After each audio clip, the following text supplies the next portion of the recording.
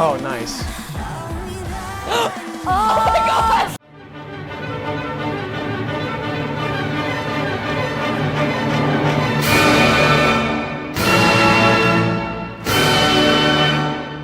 Alright folks, today we are reacting to the artist MIYEON from girl group i-dle and her track Reno off of her second solo EP, My Lover, featuring the singer-songwriter Colde, and we will be comparing it with one of the B-sides off of the same EP. My lover. My Lover. Lover. So the story of the music video and lyrics follows a woman consumed by love, guilt, and madness after shooting a man she loved in Reno.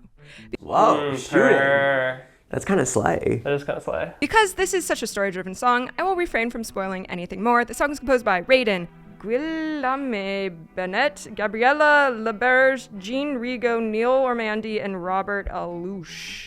Raiden? Yeah. Let's fucking go, dude. This is gonna be a banger. If you're hearing this right now, that means this video isn't monetizable, nor is it sponsored. Instead, this video is brought to you by you, our YouTube members and supporters on Patreon. Patreon and YouTube memberships are how viewers like you can support our team and also gain access to tons of exclusive content. Cool vocal layering. Interesting. Whoa! Oh, yes! Thank you so much to all of you who already support us. We really couldn't keep doing this without you. And now, back to the video. Okay, here we go. Find out. 3, 2, 1.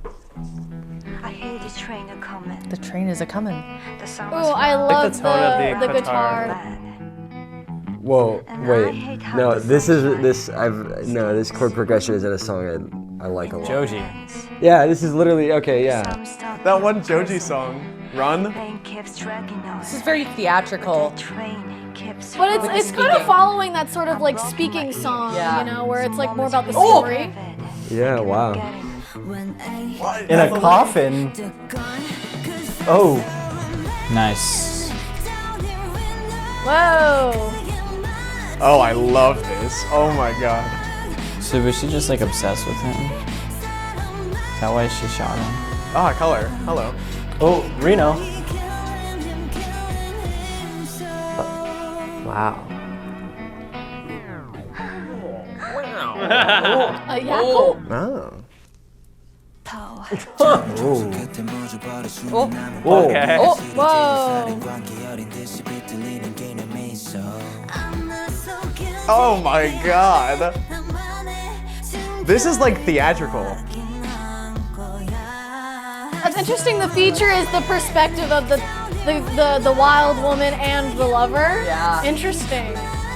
That's so interesting. To be his last love. Oh. Oh.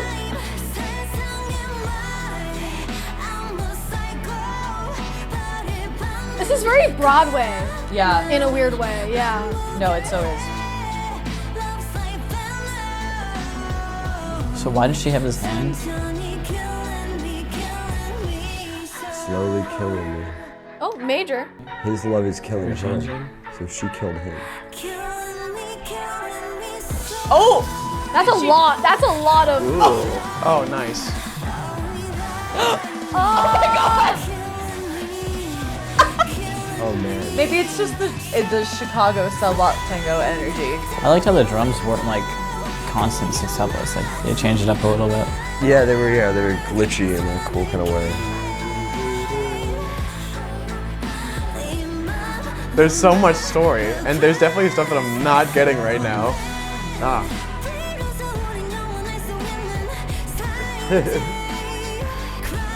This is wild, dude. I do love a good 6/8 moment. Oh my god. Yeah. Whoa. That had to be AI, whatever just happened there. Wait, did she die too?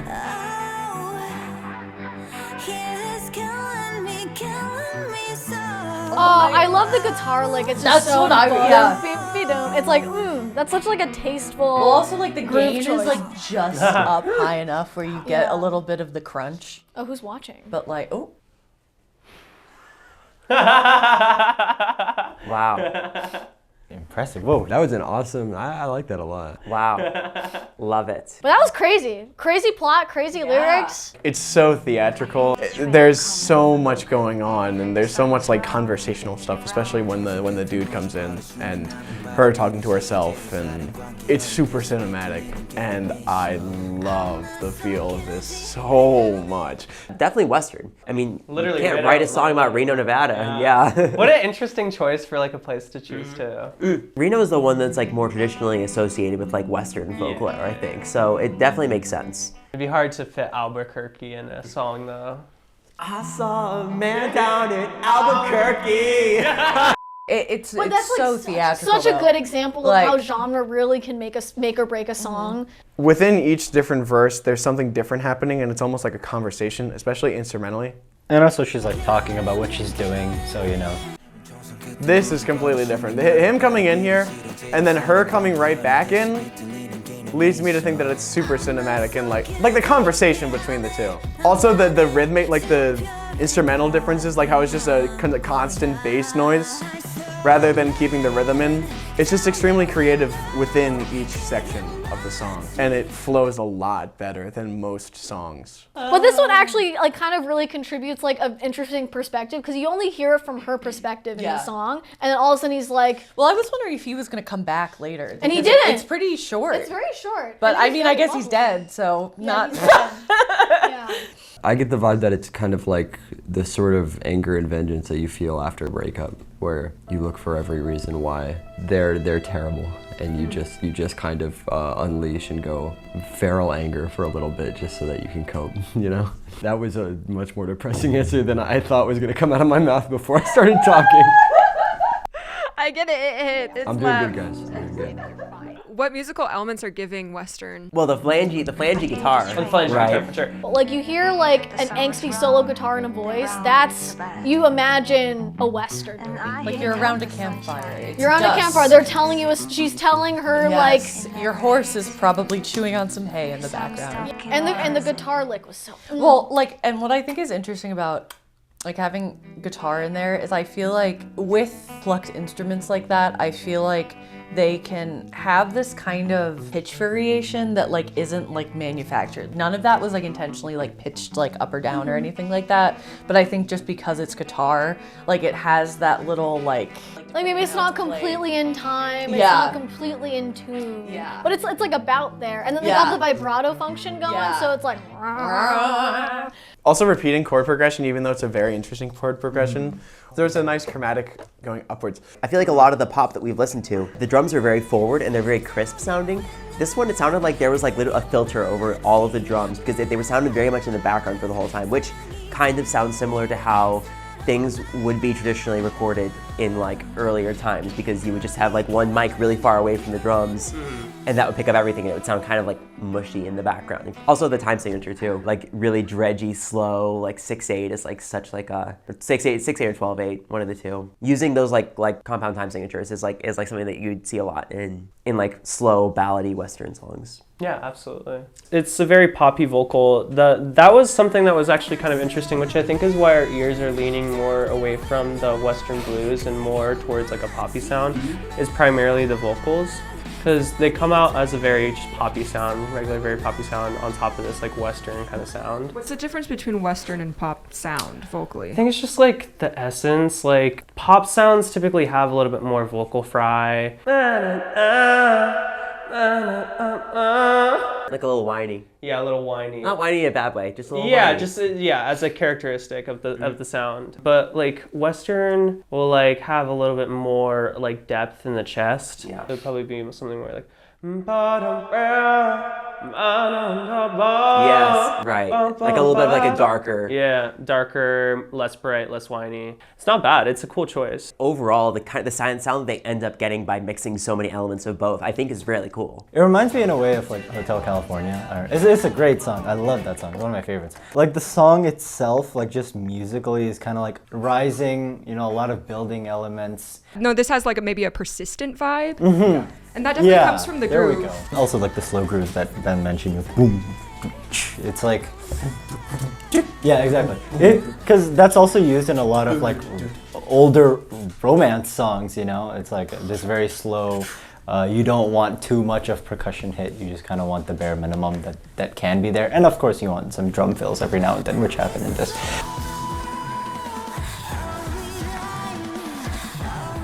Why did that moment catch your ear? Because it's drums. Because it's drums. I like drums. I guess you could call this like a breakdown if you want, where they're doing just like linear fills, and most of it is 6 tuplets. So I think I've explained this before, but a linear fill compared to like a vertical fill. Vertical has like multiple things lining up at once, so I could play the bass, drum, snare, and cymbal all at the same time. But linear is like they're all played separate, so stuff like that. It's doing a lot of that, but another thing that caught my ear was that it wasn't all 6 tuplets the entire time. There's a spot where they broke the grid and like for maybe like a 16th note or something, or did some sort of syncopation, but then went right back into it. So it could be the effect on the guitars was like is just so gritty and so like fat, I guess. That it's pretty overwhelming in like a really good way. And then that plus just the extremely overwhelming like drum part that's linear and kind of all over the place and has like random like missing 16th notes, so it just sounds like it sounds just all over the place and crazy. It's perfect to go with the line killing me, killing me, killing me, killing me. I think it's really well done how that all the aspects of the song kind of work together there. The lyrics very much fit with the musical intention. There's like a little bit of blues in it. It's like...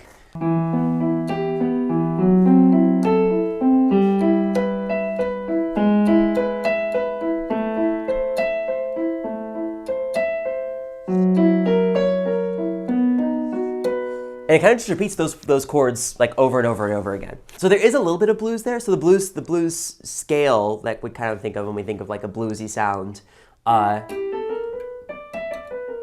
is really characterized by this A sharp that doesn't really make sense in E minor if you think about it from a tonal perspective. But it has this really kind of bluesy sound like.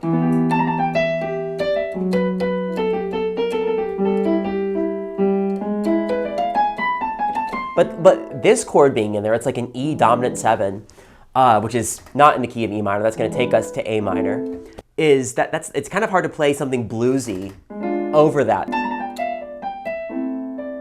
That part was not really giving bluesy to me. But what is giving bluesy is this F sharp dominant 7, which has the A sharp in it. So.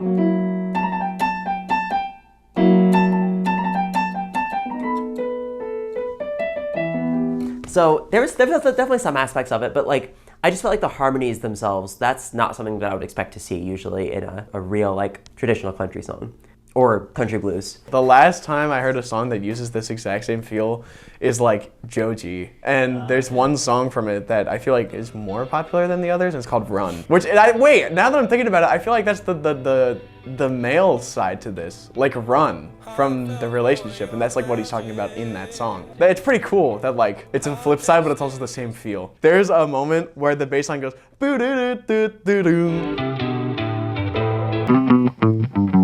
I love it. I mean, yeah. Different tempo. Is it? It's close though. It's very close. Different part there. Right there. No, the final chord in the progression is different, but the instrumentation is very similar. The way it's used in the music is very similar, and the chord progression is very, very close. I mean, if that's a ripoff, then like that can be said about like almost every pop song ever, because there's some sort of sample in there that's like from someone in the 80s or something, you know what I'm saying? Yeah. So, I don't know. Okay, so if we're gonna go into copyright, so I love this sort of thing. Yeah. I love it when people go online, and I love being like intellectual, like I have the court case going on in my head. Yeah.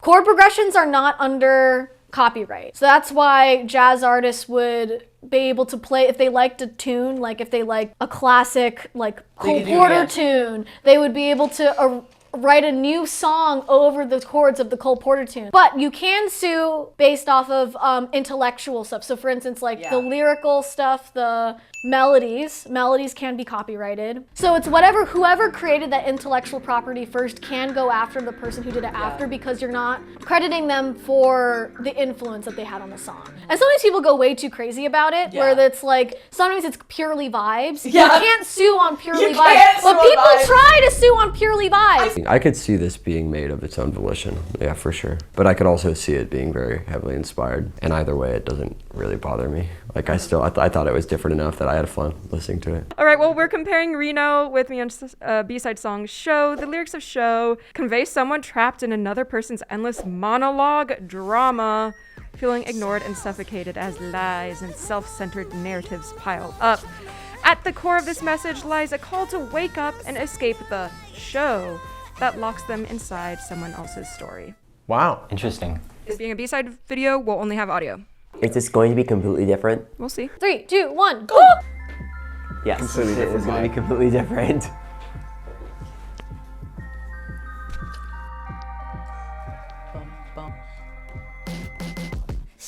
Whoa. Oh, I love that bass. Whoa. It's such a crunchy snare drum. Oh, it's the same thing with the guitar where it's like the gain's just high enough. Yeah, it's very it So sounds all distorted, yeah. But the backing is, or I guess she has a very gutsy vibe. Oh.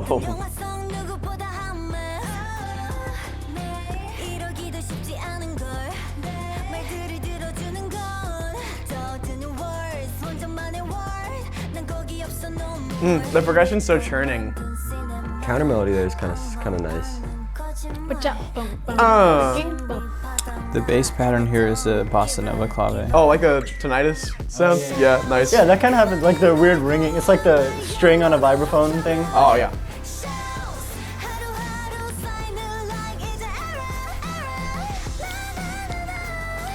That's a cool mix. I like that.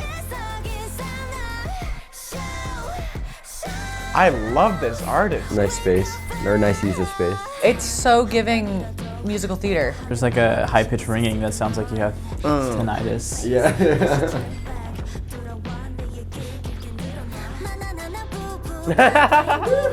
Oh, na. I love it.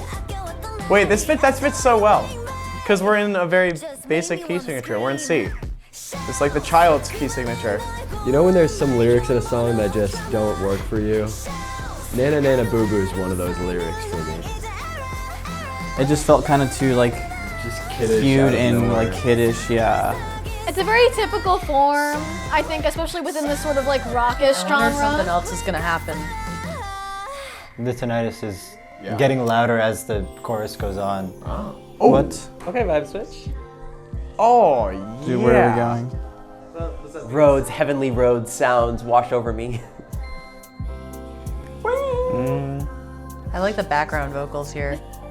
Ooh, and an organ? They got the Hammond B3. They got Hammond B3 in there. Oh my god. This is interesting. G, sus, A. Oh, we got a phaser. I swear, if this is the only section that sounds like that. Wow. Yeah. I gotta listen to this whole album, man. Holy. I'm only now noticing like the chords in the back from the synth. The wee wee. Oh, yeah.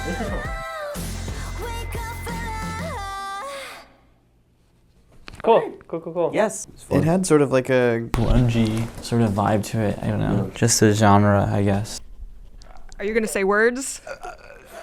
This is awesome. It's so not like most pop songs at all, and that's exactly what I look for in pop music. I say that in a loving way, and it's also, I know what you're thinking, you're like, no, it's gonna be exactly like every other pop song because it has the same form, and it has a bridge, and it has the normal verse, and then and it's also very repetitive, and it repeats the same thing over and over again. No, it's cool because the thing that they're repeating is not normal. That's not normal where you have It's a pretty standard issue pop tune. Sharp 4, which is a tritone substitution to 4, and then it just goes back to 1, and that's what you're Okay, repeating. so it was not Phrygian. It was the sharp 4 that was giving Garth Yes. the half-steppy dark.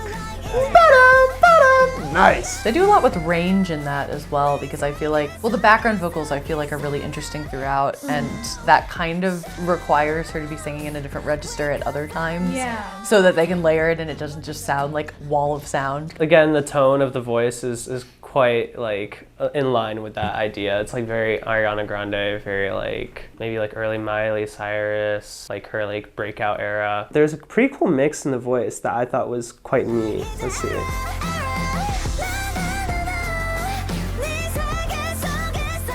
Isn't that a cool mix? Yes, it is. Yeah, it's like it somehow manages to be like so piercing without being belty. Right, well it's because it's like, it's a pretty cool mix. So like you can think of like your mix of your head voice and your chest voice as kind of being like percentages on a bar. And you know, sometimes you're more heavy in the chest and sometimes you're more heavy in the head. And having that mix in general keeps your break from being evident whenever you're going through your voice, because every voice has like a series of notes called the passaggio. Yeah, like that. Where you Mine's lower than where it usually is. It's freaking sick. Where you break, and then whenever that break happens, it's your job as a singer to make it less noticeable because it sounds better whenever it's not there. What she's basically doing there, she has probably about like, I would say like 30% chest and then 70% head in that sound, where she's able to keep it quite forward sounding, beautiful, full of resonance, full of tone, but also has a nice lighter, airy quality to it. And it stays really beautiful throughout. And that's something that's like not easy to achieve, especially with the belting that she's doing. You can hear it in her sound that she's supporting it very well. I mean, it's very glamorous. Like her voice really portrays like a lot of the shine of the song. If you took away her voice, it would be a very, very like timbrally dark song because it's just going. But then as soon as you put back her voice and it's just all this like all that like really upfront like super shiny bright sounding voice, it cuts through the dark of everything else. And The contrast in her voice from the previous song, like going from Reno to Show is just crazy. Like completely different style, completely different like tone of voice. Similar range, but then she shows off more range in this one. I feel like the bass line is quite poppy as well. Like Lots of power chords. A lot of power chords in this. I think it was. So pop with a flavor of darker rock. Yeah, harder yeah. It's power That's what the chords. bass and the guitar was given, was like a lot of. Yeah, it's pop rock. And with the side of lo-fi on the side. Yeah, a little bit. Yeah, that middle section. Yeah. Oh my gosh, that was crazy. Yeah, why did this bridge section have so much impact to you guys? Really, because the bridge is the leading section, you know. It does a good job of doing that by having chords that kind of keep pushing us. They have like kind of a rising quality to them. I guess you're not expecting it, and It has enough build up into it that it doesn't feel out of place with the, you know, bar of space that they put in there and the rising glissando sound of whoop, and the little snap to say, hey, we're here now. A lot of those sounds kind of give your ear enough preparation, I think, but it definitely is out of nowhere enough that it's like exciting, I think. it almost feels like that effect where you're playing something really loud and super sustained, and you hit like the last part of the section, right, and it rings, and then something is like coming from underneath it, and it's like a different section, but it's sort of doing this fader effect. Like, it feels like this section just kind of comes from underneath it. I don't know. Oh, interesting. Yeah, That's totally. sort of the way I'm understanding it. Although it's not like exactly that, because it does this, right, and then it drops down, and then it does this, and then there's the new section here. So it's not super exact, but I guess that's sort of the feeling that I'm getting. But the thing is, what I love about this is that like it's not like a lo-fi, bam, back into the rock. It's like a gradual build. And so to accomplish that change over the course of time, we actually change the keyboard sound from being a Rhodes, which is very much like paddy. It's much like paddy, meaning like it's much more like in the background, to something that becomes more forward by using a different sound, and that happens at right there. So at the 2:15 mark or so, we're getting a different, more forward character, and I think what they're doing is they're actually layering it. So they've got the Rhodes playing, and then they're also adding in the sound of a Hammond B3, which is another very common. This is a Hammond B3 is a style of organ that became really popular in like kind of like gospel genre, and then eventually worked its way over into jazz. But notice how the sound is so much more forward, right? It's like coming to the forefront. Mm-hmm. It's like got a sharper quality to it. Yeah. And now the drums are coming back in. I just thought that was a really cool build. Also, the chords also in the section are all like 7th-y, ninth-y, lots of extensions, lots Yeah. of like.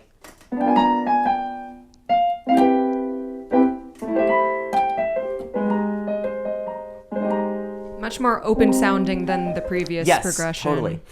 Oh yeah, the chords changed, but that's sick nasty as hell because it's cool chords once again. Okay, I'm gonna talk through them. The chords. C, D flat, A flat, G, A, B flat, B diminished, C minor, C major, D flat major, A flat, G sus, A, E flat 7 with a sus, B diminished. Sick chords. Sick! Also, like in the last song, it's a very ascending chord progression, and I think she really likes how that sounds. And I do too. There's so much, like there was something that sounded similar to a hi-hat, but it was doing like a tremolo or something. It was really weird. Maybe I'll see if I can go back and listen to it. So that thing that I thought sounded like a hi-hat was like a synth with some sort of like filter on it. It just sounded kind of like, sort of like that, but pitched. And then there was like a high siren that was like rising. Then you had like the bass drum was doing this with the snare, but there was like either toms or like hand drums like Yeah. going over, and then there's a hi-hat, and then vocals, and then bass and synth.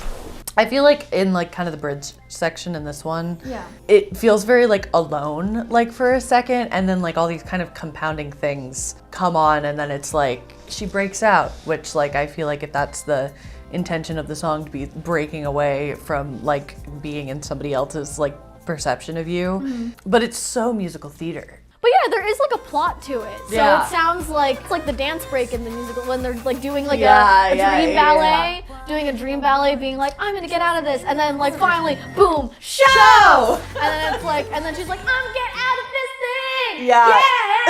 I can see the energy. Yeah. I can see the musical theater energy. Yeah. Reno or show? Reno. I think show. Show grew on me by the end. The more I think that was one of those ones where the more that we looked into it, the more that I liked about it. But I still like Reno more. But for like first listen, I think Reno. But after like talking about it, I think it's show. I think Reno, but not by much. I think they're pretty similar, but I think Reno takes the cake for me. I agree. I love Reno. And I also love this one. I love both of them. I want to listen to this whole album. And I love her style so much. Ooh, I think I like how crazy Reno was. Like not musically crazy, but I like really like the affect element kind of included where it's like that really, really sells the song. It's very compelling. I think it convinces me as a listener with all of the musical choices. But the show was also very good. I think I really liked the bridge though, specifically. I think as a song for me, show, but I agree in like overall concept and like effectiveness. Reno or show? Reno. Show. Wow. We'll split on this one. I was fully ready to select Reno, and then just like by the time I got to the end of show, I was like, okay, there's like so many cool like little layers to this that I can latch onto. Both very good though. I love a good like bluesy song with like fun little like cool tone on the guitar. Like it had these really cool like pedals and tones that I thought were really neat, and the vibe of like creating like a cool little pop song on top of that is just like fun and very much like my vibe. Explain it. Are these two dating in real life? K-pop idols never purposefully reveal, but do you ship? No, the fuck not. No, the fuck not. I wasn't expecting that. They put some poison in his food, shot him 1,000 times, started digging his grave. No, I do not fucking ship this. Her vocals fit this so well. I can't explain it. A little timpani roll, I think. Okay, into waltz pattern in the piano.